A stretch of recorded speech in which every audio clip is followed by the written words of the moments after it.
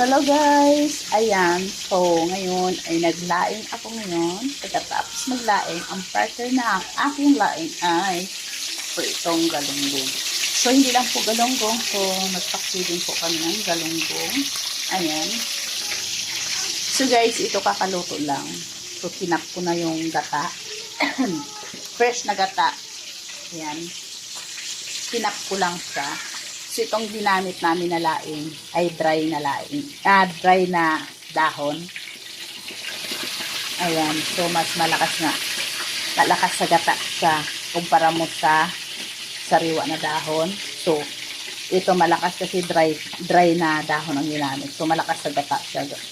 Matakaw kung sa gata ka. At ito naman yung aking galunggong. Kung makikita nyo guys. Ayan. So, nag-prep ako ng laing. So, ayan.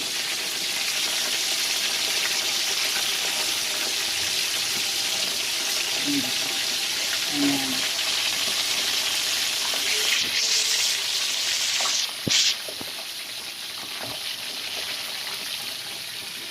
Ito yung gustong ko. Ulam! Ito yung gusto kong ulam. Ang laing. Ayan.